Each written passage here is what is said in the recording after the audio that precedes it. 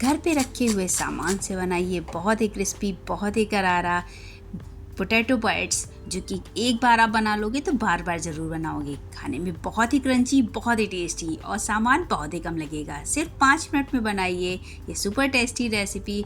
तो चलिए शुरू करते हैं। इसके लिए मैंने उबले हुए आलू लिए थे, जिनको छील लिया है। इसको महीन वाले ग्रेटर से ग्रेट कर लेंगे। आप चाहो तो इसको मैशर से मैश भी कर सकते हो, जो भी आपको आसान लगे वो पैटर्न आप फॉलो कर सकते हो। मैंने प्लेट थोड़ी छोटी ले ली। अब की बार भी मेरा फिर से आलू बाहर गिर रहा है। आप ये गलती बिल्कुल मत कीजिएगा। मुझसे ये गलती हो जाती है हर बार कि बर्तन में कोई ना कोई छोटा ले लेती हूँ काम करने के लिए। अब मैं इसको ट्रांसफ़र करूँगी एक बोल में। तो सारा आलू जो हमने मैश करके रखा है एक बोल में ट्रांसफ़र कर लेंगे। बस आप ये ध्यान रखिएगा कि जब भी आलू आप मैश कर रहे हो तो उसमें गुठलियाँ ना हो, और कोई प्रॉब्लम नहीं है। अब इसमें थोड़े से जाएंगे ये सब्जियाँ। तो मैंने एक बड़े साइज़ का प्याज लिया था, उसको बारीक चॉप कर लिया और डाल दिया। बढ़िया फ्लेवर आता है। और थोड़ी से मैंने करी पत्ते डाले हैं। इस मौसम में करी पत्ता बहुत अच्छा लगता है देखने में मुझे, तो मैं उसको ज़्यादातर मैं करी पत्ते का ही यूज़ करती हूँ। आप चाहो तो हरे धनिया भी डाल सकते हो। 2 बारीक कटी हुई हरी मिर्च डाल देंगे। कुछ चाहेंगे मसाले तो आधी चम्मच धनिया पाउडर और 1/4 चम्मच हल्दी पाउडर डाल दीजिए। आधी चम्मच काश्मीरी लाल मिर्च, आधी चम्मच डाला है गरम मसाला और आधी चम्मच डाल दीजिए चाट मसाला, जिससे एक चटपटा सा टेस्ट आ जाएगा हमारे नाश्ते का। अब टेस्ट के अकॉर्डिंग डाल देंगे नमक।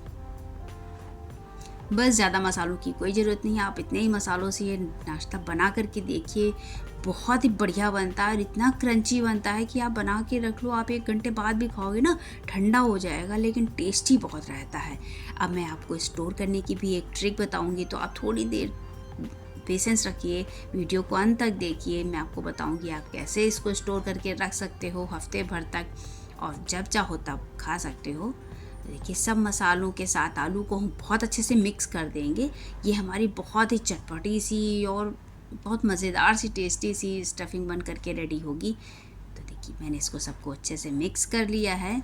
इसमें किसी भी कॉर्न स्टार्च या अरारोट या मैदा मिलाने की आपको कोई ज़रूरत नहीं। बस आप ऐसे ही आलू बनाओ, आलू को अच्छे से मैश कर लो। आलू क्या होता है ना, सभी को पसंद आता है, बच्चे बड़े सभी को आलू से बनी हुई चीज़ें अच्छी लगती हैं। तो अब आगे हम चलते हैं। मैंने लिया है ब्रेड। आप कोई भी वाइट या ब्राउन, जो भी ब्रेड आपके यहाँ आती हो वो ले लो।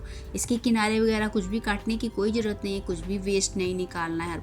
हर बार आपको ब्रेड क्रम्स बनाने की ज़रूरत नहीं है। बस आलू का जो हमने मिश्रण रख कर लिया था वो हम इसके ऊपर रख देंगे पूरे में अच्छे से, स्पून से, फॉक से या हाथों से, जो भी आपको आसान लगे। आप उस तरीके से पूरी ब्रेड पे अच्छे से आलू को फैला दीजिए, जिसे जब हम खाएंगे तो उसमें ये हमारी चटपटी से स्टफिंग मुंह पे आएगी तो बहुत बढ़िया लगेगा। और ये नाश्ता बनाने में मुश्किल से 5-7 मिनट आपको लगेगा, ज़्यादा समय भी नहीं लगेगा। आप स्टोर करके रख सकते हो हफ्ते भर तक। जब आप बच्चों को देना चाहो या खुद खाना चाहो, या आप के यहाँ जैसे कुछ छोटी मोटी पार्टी हो, तो आप पहले से प्रिपरेशन करके रख सकते हो और फिर पार्टी के टाइम में आप ये सबको दे सकते हो। तो बस बीच से लगा दीजिए इसमें कट का निशान। तो जैसे मैं कट का निशान लगा रही हूँ, आप ऐसे कट का निशान लगे। इसमें किसी भी आपको चीज़ की, मेयोनीज़ की, किसी चीज़ की ज़रूरत नहीं है कि आप चीज़ बाहर से ख़रीद करके ला रहे हो, वो आपको लग रहा है कि कॉस्टली पड़ रहा है, चीज़ नहीं है, तो हम कैसे पोटैटो बाइट्स बनाएं। आप बिना उसके भी ऐसे भी बना सकते हो, बहुत ही टेस्टी बनेगा।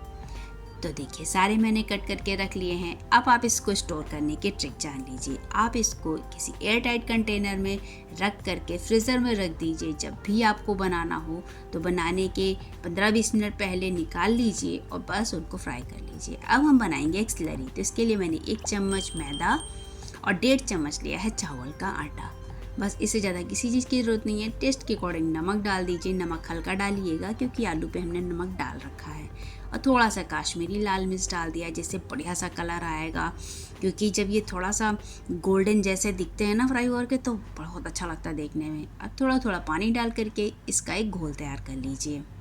तो पहले थोड़ा पानी डालिएगा जिससे गुठलियाँ ना पड़ें।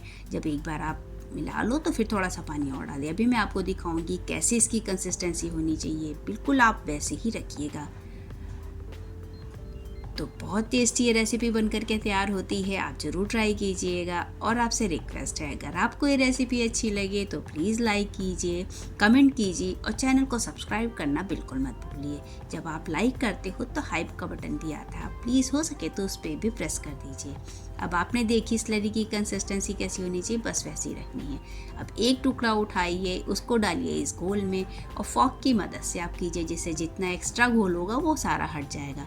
अब थोड़े से ब्रेड क्रम्स मैंने रखे हैं प्लेट में, जो मैं हमेशा ज़्यादातर बना करके फ्रिज में रखती हूँ। आप भी बना सकते हो।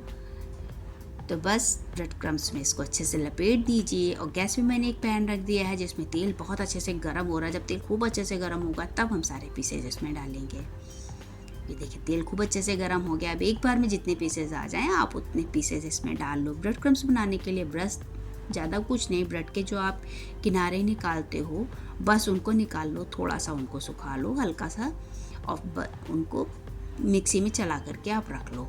आराम से आप 15-20 दिन रखे रहो, फ्रिज में ख़राब नहीं होता है। आप जब भी कोई रेसिपी बनाना चाहो जिसमें आप ब्रेड क्रम्स का यूज़ करना चाहते हो कर सकते हो। ब्रेड क्रम्स लगाने से हमारा यह नाश्ता बहुत ही ज़्यादा ऊपर से क्रिस्पी बनेगा। तो देखिए अब अलट पलट करके इसको हम बिल्कुल गोल्डन होने तक फ्राई कर लेंगे। आप एक बार ये रेसिपी ज़रूर ट्राई कीजिएगा, जो कि कम समय में कम सामान से बनेगी और टेस्ट इसका अमेजिंग है।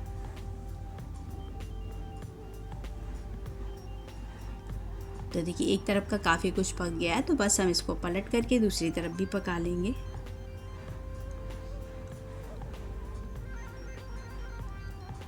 तो आपने शुरू में इसकी आवाज़ सुनी थी, कितना ज़्यादा क्रिस्पी था। तो बहुत ही ज़्यादा क्रिस्पी बनता है, बहुत ही टेस्टी बनता है। और मैंने इसमें कोई भी चीज़ वगैरह नहीं बन डाली है। जैसे पोटैटो बाइट्स वगैरह लोग बनाते हैं तो उसमें चीज़ का भी यूज़ करते हैं, तो फिर लगता है नहीं चीज़ कैसे बनाऊँ। आप बिना चीज़ के भी ये बनाओ, बहुत बढ़िया बनेगा। मुझे पूरा यकीन है आप एक बार अगर ट्राई करोगे तो फिर बार बार इसको ज़रूर बनाओगे। आप बच्चों के टिफ़िन में भी दे सकते हो, छोटी मोटी पार्टी है उसमें भी बना सकते हो। देखिए बढ़िया सा कलर आ गया है। तो बस अब हम इसको निकाल लेंगे। तो देख के ही आपको लग रहा होगा कि कितना ज़्यादा क्रिस्पी होगा ये नाश्ता। ये देखिए कितना बढ़िया कलर। तो बस इसको एक प्लेट में मैंने निकाल लिया है। टमाटो सॉस के साथ मैं इसको सर्व कर रही हूँ। बहुत बढ़िया लगता है इसके साथ खाने में।